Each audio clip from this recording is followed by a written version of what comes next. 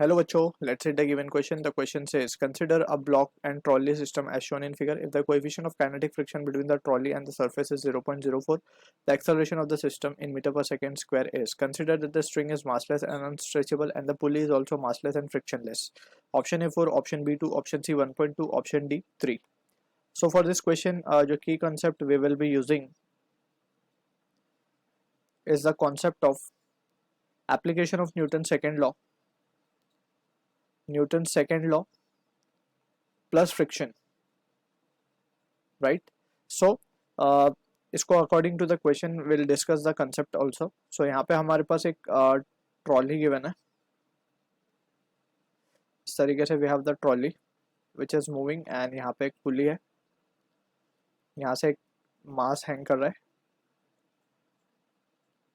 6 kg का मास है.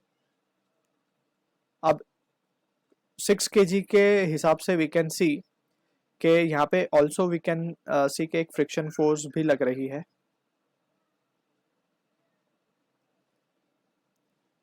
That is given as the kinetic friction. F के ऐसे डिनोट कर देते हैं उसको. अब यहाँ पे जो क्वेश्चन में हम कंसिडर कर सकते हैं, ये जो 6 kg का ब्लॉक है, इसमें हम एफवीडी बना लेंगे दोनों ब्लॉक्स की and will try to analyse the situation. ठीक है, तो सबसे पहले हम 6 kg ब्लॉक की एफवीडी बना लेते हैं. 6 kg.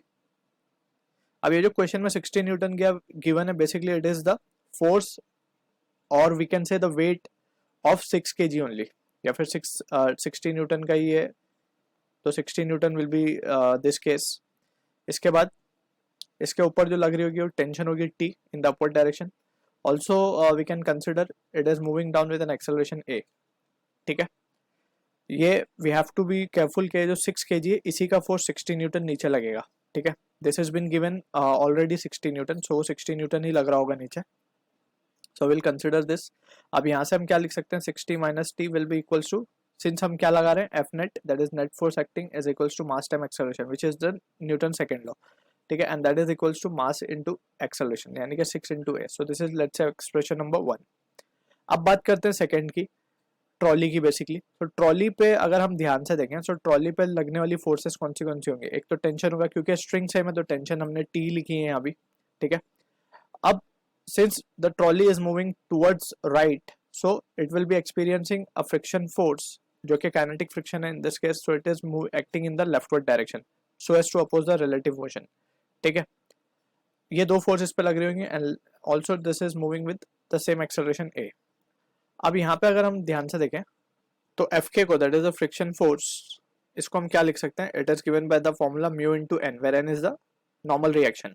सो यहाँ पे हम लिख सकते हैं म्यू इंटू एम इंटू जी.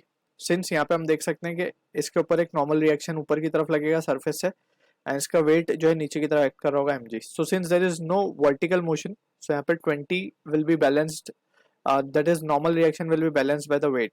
सो यहाँ पे अब हम लिख सकते हैं 0.04, मास गिवन है 20 और जी को हम ले लेते हैं लेट्स से 10. ठीक है, तो ये वैल्यू आ जाएगी हमारे पास 8 न्यूटन. अब यहाँ पे अगर हम देखें तो again by net force is equals to mass time acceleration है, that is Newton second law we can apply.